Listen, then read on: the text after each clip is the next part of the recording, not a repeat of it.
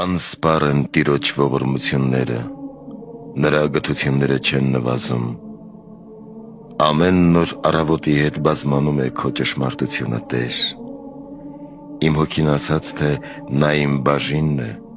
ահա թե ինչու հույսս պետք է դնեմ նրա վրա։ Աստված բարերար է նրանց հանդեպ,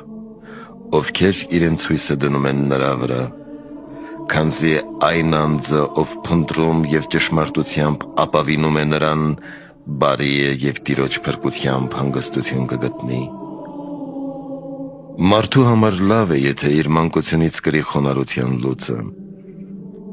Միայնակ ու լռիկ նա կնստի իր տանը, որովհետև ինքն անձամբ հանձն առավ քո լուծը։ Նա կխոնարհվի իր բերանով համբուրելու հողը, որովհետև նրա համար հույս կա։ Իր ծնոտները դեմ կտա հարվածողներին, կկրի շատ նախատինքներ, բայց Տերը նրան ընդմիշտ չի մերժի։ Նա, ով տառապանքներ տվեց նրան, ինքն էլ իր անսահման ողորմածությամբ կողորմի նրան։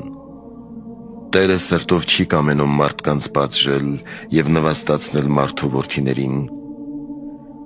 Երբ մեկը երկրի բոլոր կալանավորներին իր ոտքերի տակ ստորացնում է և մարդուն մատնում Տիրոջ դատաստանին, երբ Բարձրյալի առաջ խեղաթյուրում է մարդու իրավունքները,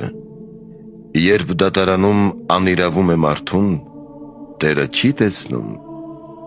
Նա չասաց, թե այսպես է ասում Տերը